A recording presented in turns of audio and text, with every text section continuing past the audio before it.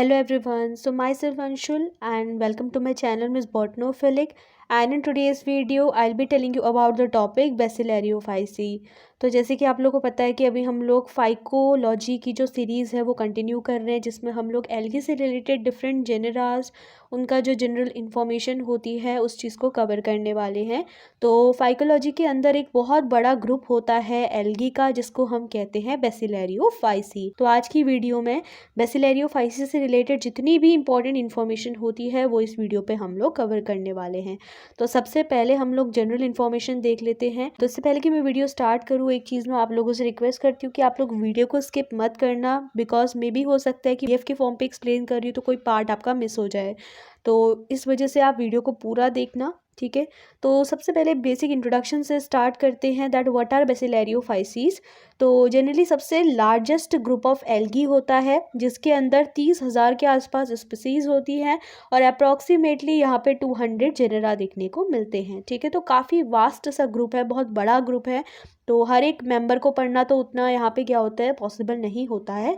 Generally बेसिलैरियोफाइसीज का जो group होता है उसको कॉमनली हम एक नाम देते हैं जो कि होता है डायटम। हो सकता है कि आप में से बहुत लोगों ने बेसिलैरियोफाइसीज वर्ड नहीं सुना हो, बट डायटम्स वर्ड बहुत लोगों ने सुना होता है, because they are the largest producer in the aquatic ecosystem. Okay, now let's start with the general characteristics. अब जनरल कैरेक्टरिस्टिक्स से स्टार्ट करते हैं। सबसे पहला कैरेक्टरिस्टिक्स बोलता है दे आर यूनिसेल्युलर। यूनिसेल्युलर का मतलब आपको पता होगा, इसका मतलब होता है कि they are single celled organism. Okay, but some colonial species can be filamentous and mucilaginous, ठीक है। तो इसमें से कुछ जो कॉलोनियल स्पीसीज होती हैं वो फिलामेंटस भी हो सकती हैं और वो म्यूसिलेजिनस हो सकती है। सेकेंड फीचर अगर हम इसका देखें तो इसकी सेल कैसी होती है, माइक्रोस्कोपिक होती है and are of the variable shape, ठीक है। बहुत अलग अलग शेप्स की होती है, जैसे कि आप देख सकते हो triangular shape, board shape, Oval shape and spherical shape.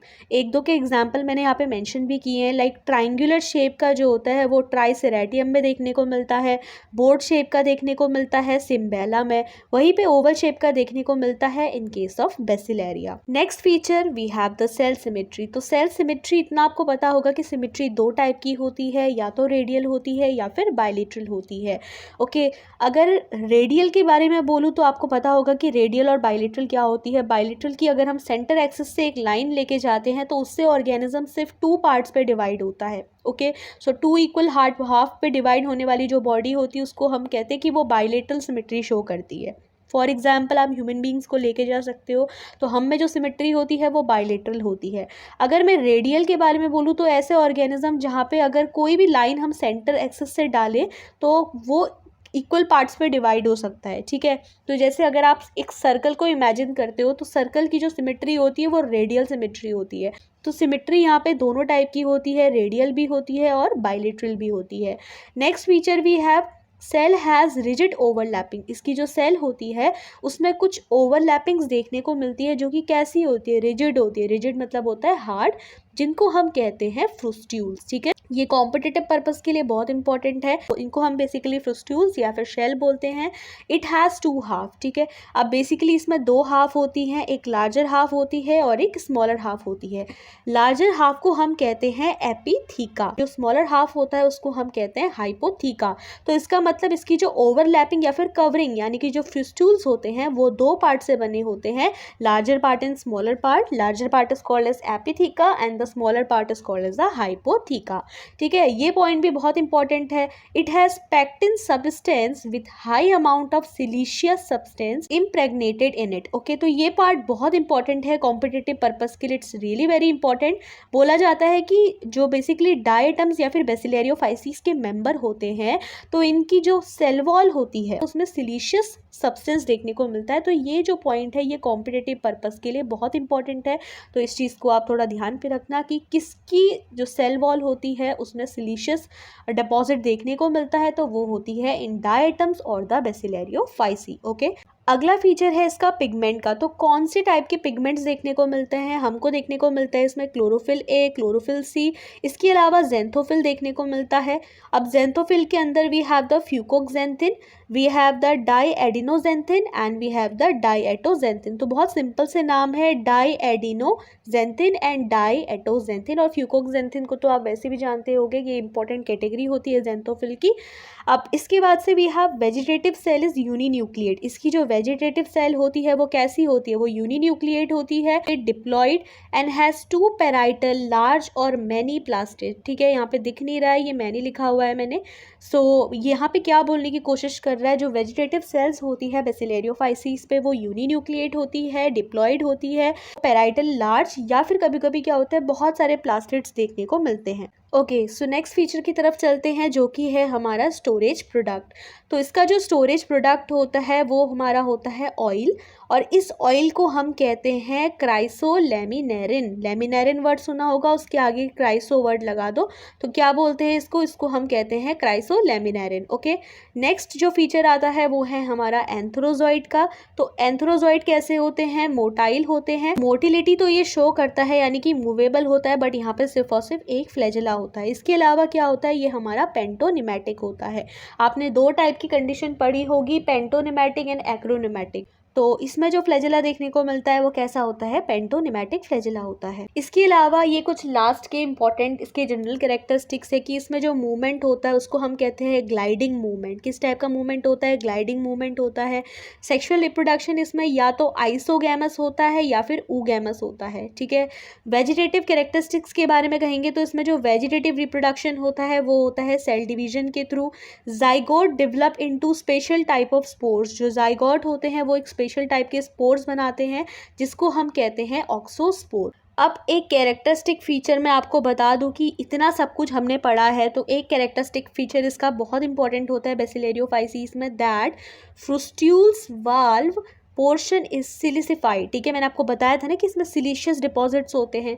The siliceous material is laid down in certain regular pattern to make the wall ornamented. Okay, तो ये इसका जनरल कैरेक्टरिस्टिक फीचर है, ज़्यादा कुछ नहीं, बस इतना इंडिकेट करने की कोशिश कर रहा है कि इनकी जो वॉल होती है वो बहुत डिज़ाइनेबल लगती है। मतलब डिज़ाइंस, जैसे अभी मैं आपको इसके डायग्रामेटिक रिप्रेजेंटेशन दिखाऊंगी तो वहाँ पे आप समझ जाओगे कि ये क्या चीज़ इंडिकेट कर रहा है। तो इसमें जो फ्रुस्टूल्स होते हैं ना उसमें सिलिशियस डिपॉजिट्स होते हैं जिसकी वजह से इसकी जो एक्सटर्नल वॉल होती है वो बिल्कुल डिज़ाइनेबल यानी कि ऑर्नामेंटल टाइप की लगती है। ओके, तो इससे पहले कि मैं आगे बढ़ूँ वीडियो में, एक चीज़ मैं आपको बताना चाहती हूँ कि ये जो मेरे नोट्स हैं ये मेरे बीएससी के टाइम पे है and they were very helpful for me.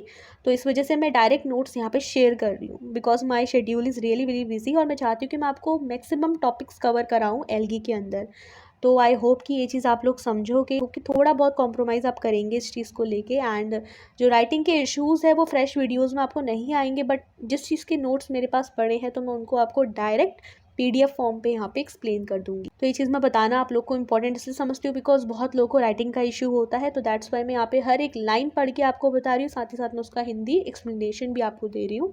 तो अब हम लोग आगे बढ़ते हैं। चार टाइप का जो होता है ऑर्नामेंटेशन देखने को मिलता है। देखो, ऑर्नामेंट वर्ड मैंने आपके लिए ऊपर बताया। ऑर्नामेंट कहने का मतलब है कि जो फ्रुस्ट्यूल्स में सिलिशियस डिपॉजिट है वो अलग अलग शेप देता है बेसिलेरियोफाइसीस के मेंबर को। तो ये जो शेप्स दे रहा है इसी को हम कहते हैं ऑर्नामेंटेशन। तो सबसे पहला ऑर्नामेंटेशन जो है वो है सेंट्रिक एंड रेडियल। ठीक है, ornamentation based around a central point. एक सेंट्रल पॉइंट होता है, उसके अराउंड जो होती है यहाँ पे ऑर्नामेंटेशन देखने को मिलती है। अभी मैं इसका डायग्रामेटिक रिप्रेजेंटेशन भी आपको एक्सप्लेन करूंगी तो उससे आप पीछे समझ जाओगे। तो यहाँ पे बेसिकली जो ऑर्नामेंटेशन होती है वो एक सेंट्रल पॉइंट के अराउंड होती है। ठीक है, इसका एक एग्जाम्पल देख लेते हैं, कॉसिनोडिस्कस। देखो मैंने यहाँ पे हाफ हाफ करके मार्क किया है तो आप इस तरीके से स्पेलिंग को तोड़ तोड़ के याद कर सकते हो। वी हैव द कॉसिनोडिस्कस, ये वैसे पूरा एक नाम है, जीनस का नेम है, दैट इज कॉसिनोडिस्कस। अब इसका एक डायग्रामेटिक रिप्रेजेंटेशन देख लेते हैं, ये वैसे कॉसिनोडिस्कस का ही डायग्राम है। अब आप देख सकते हो कि ये एक सेंट्रल पॉइंट है। ठीक है, इस सेंट्रल पॉइंट के अराउंड जो लेयर है वो हमारी कुछ इस तरीके से अरेंज हुई है, तो इसको हम कहते हैं सेंट्रल या फिर रेडियल टाइप का ऑर्नामेंटेशन। ठीक है, तो आप चाहो तो इस चीज़ का स्क्रीनशॉट ले सकते हो। तो अगला टाइप का जो ऑर्नामेंटेशन है वो है हमारा ट्रेल्सॉइड। ट्रेल्सॉइड कैसा होता है? Uniform ornamentation without any central point. जैसे ऊपर वाले पे हमने एक सेंट्रल पॉइंट देखा था ना, अब यहाँ पे यूनिफॉर्म ऑर्नामेंटेशन तो होगी लेकिन बिना किसी सेंट्रल पॉइंट के। इसका एग्जाम्पल हो जाता है यूनोटिया। अब हम इसका डायग्रामेटिक रिप्रेजेंटेशन देखते हैं। तो अब ये स्ट्रक्चर देख रहे होगे, यहाँ पे आपको कोई भी सेंट्रल ऑर्नामेंटेशन नहीं देखने को मिल रही है। अगर सेंट्रल ऑर्नामेंटेशन होती तो इसका जो स्ट्रक्चर है वो कुछ इस तरीके से होता, लाइक दिस, ठीक है। बट इसका जो स्ट्रक्चर है वो एक ही तरफ को है। तो यहाँ पे हम कह रहे हैं कि ये किस में देखने को मिलता है? ये हमको देखने को मिलता है इन जेनेरा यूनोटिया। जो नेक्स्ट ऑर्नामेंटेशन हमारी होती है उसको हम कहते हैं गोनॉइड ऑर्नामेंटेशन।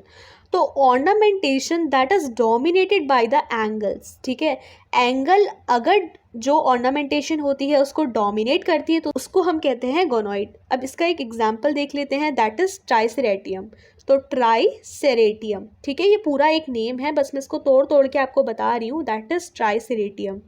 अब इसका डायग्रामेटिक रिप्रेजेंटेशन आप देख सकते हो, बिल्कुल ट्राइंगल लाइक स्ट्रक्चर है, ठीक है। तो ये आप देख रहे हो ना, यहाँ पे एंगल्स बन रहे हैं, यहाँ पे भी एक एंगल बन रहा है, इधर एक एंगल बन रहा है, यहाँ पे भी एक एंगल बन रहा है, ठीक है।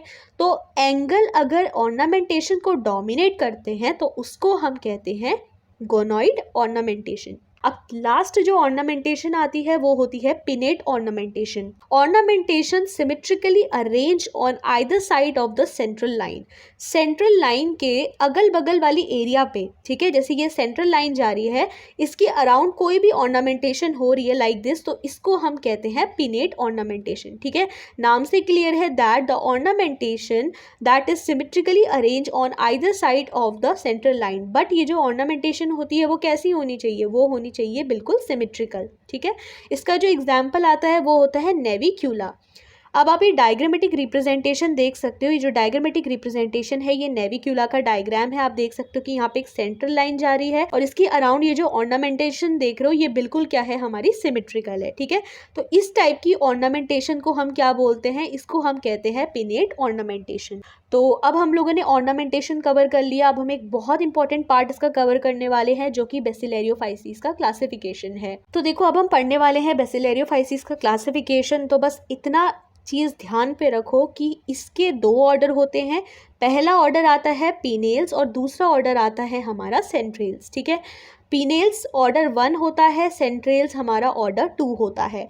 आपने वर्ड सुना होगा, कैसे याद करें फर्स्ट ऑर्डर सेकंड ऑर्डर को? पीसी वर्ड सुना होगा, पीसी हम कंप्यूटर को बोलते हैं। तो पहला वर्ड पीनेल्स है, फिर दूसरा वर्ड सेंट्रेल्स है, ओके। अब हम थोड़ा बहुत इनके बीच में डिफरेंस देख लेते हैं। देखो सबसे पहले जो पिनेल्स है वो हमारा कैसा होता है? बाइलेटरली सिमेट्रिकल होता है, ओके। कैसा होता है हमारा? बाइलेटरली सिमेट्रिकल होता है। और अगर हम लोग बात करते हैं किसकी? सेंट्रेल्स की, तो ये कैसे होते हैं? ये रेडियली सिमेट्रिकल होते हैं। सेकेंड इंपॉर्टेंट जो पॉइंट ऑफ डिफरेंस आप दोनों में ध्यान रखोगे वो है ग्लाइडिंग मूवमेंट। मैंने आपको बताया था कि बेसिलेरियोफाइसीस का एक कैरेक्टरिस्टिक फीचर होता है जो कि होता है ग्लाइड करते हुए चलना, ग्लाइडिंग मूवमेंट दिखाना। तो पिनेल्स पे ग्लाइडिंग मूवमेंट प्रेजेंट रहता है बट सेंट्रेल्स पे ग्लाइडिंग मूवमेंट कैसा रहता है? एब्सेंट रहता है। अगर सेक्सुअल रिप्रोडक्शन के बारे में कहेंगे तो सेक्सुअल रिप्रोडक्शन पीनेल्स के केस पे एब्सेंट भी हो सकता है, प्रेजेंट भी हो सकता है।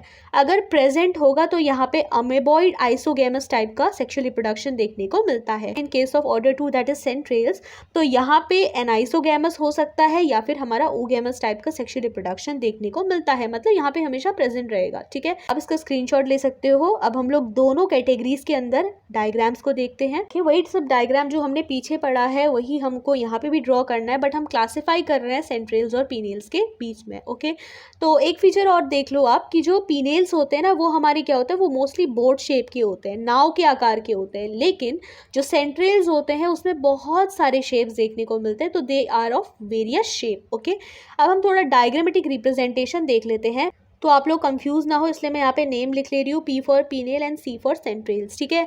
तो एक एक करके डायग्राम देख लेते हैं। पहले हम लोग पीनेल्स के डायग्राम देखते हैं, फिर हम सेंट्रेल्स की तरफ चलेंगे। देखो सबसे पहला जो पीनेल्स की तरफ हमने डायग्राम बनाया है वो है यूनोटिया का डायग्राम, ठीक है। कैटेगरीज में पीछे ऑलरेडी एक्सप्लेन कर चुकी हूँ, आप जस्ट एग्जाम्पल याद करो और आप कैसे याद कर सकते हो इनके डायग्रामेटिक रिप्रेजेंटेशन एग्जाम पे ड्रॉ कर सकते हो। तो यूनोटिया कुछ इस तरीके से दिखता है। So this is a diagrammatic representation of eunotia. Second जो स्ट्रक्चर हमारा आता है है इसको हम कहते हैं पिन्यूलेरिया। इसका एक वेल लेबल डायग्राम मैं टॉप कॉर्नर पे लगा दूंगी, अगर आपको यहाँ पे ये प्रॉपरली विजिबल नहीं हो रहा है तो वहाँ से आप इसको ड्रॉ कर सकते हो। ठीक है, इसका मैंने यहाँ पे लेबलिंग भी करी हुई है। ये जो नीचे की तरफ आप स्ट्रक्चर देख रहे हो उसको हम पोलर नोड्यूल बोलते हैं। ये जो सेंटर पे लाइन जा रही है इसको हम कहते हैं रैफ, ये स्ट्रक्चर को हम कहते हैं सेंट्रल नोड्यूल, और ये जो बाहर से आप स्ट्रक्चर देख रहे हो ना ये हमारी क्या है, सेल वॉल है। ठीक है, अब इसके बाद से थर्ड जो एग्जाम्पल हमारा यहाँ पे आता है इन केस ऑफ पीनियल्स, उसको हम कहते हैं नेविक्यूला। तो ये जो आप डायग्रामेटिक रिप्रेजेंटेशन देख रहे हो ये नेविक्यूला का है। इसमें ये सेंटर पोर्शन आप देख रहे हो ये हमारा रैफ होता है, और ये सेंटर पे जो स्ट्रक्चर देख रहे हो ये जो है हमारा ये बेसिकली न्यूक्लियस है। तो कौन कौन से एग्जाम्पल हम लोगों ने पीनियल्स के अंदर पढ़े, हमने पढ़ा नेविक्यूला, सेकेंड जो एग्जाम्पल था वो था हमारा पिन्यूलेरिया, और जो थर्ड एग्जाम्पल हमने यहाँ पे पढ़ा वो था हमारा यूनोटिया। ठीक है, अब हम चलते हैं सीधे सेंट्रल्स की तरफ और इसके एग्जाम्पल देख लेते हैं। तो पहला जो एग्जाम्पल है वो है इसका रिट्यूलेरिया कैसिनोडिस्कस। यहाँ पे आप डायग्रामेटिक रिप्रेजेंटेशन देख सकते हो, इस तरीके से डायग्राम देखने को मिलता है। ठीक है, ये दोनों ही अलग अलग जेनरा है, रिट्यूलेरिया एक अलग जेनरा है, कैसिनोडिस्कस एक अलग जेनरा है। तो ये स्ट्रक्चर जो है वो कैसिनोडिस्कस का है। इसके बाद जो सेकेंड स्ट्रक्चर हमारा आता है वो है साइक्लोटेला का। तो साइक्लोटेला का स्ट्रक्चर कुछ इस तरीके से देखने को मिलता है।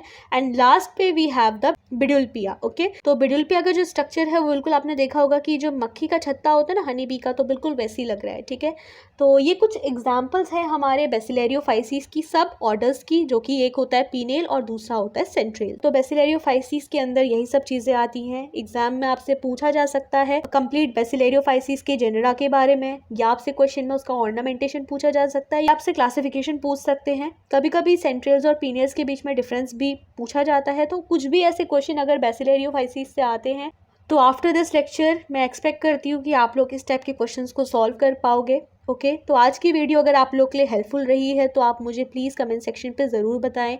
इसके अलावा वीडियो में कोई भी डाउट फील होता है तो वो भी आप मुझे कमेंट सेक्शन पे बता सकते हैं। Okay, so that's all for today's video. If the video is helpful then please like, share and subscribe. Thank you.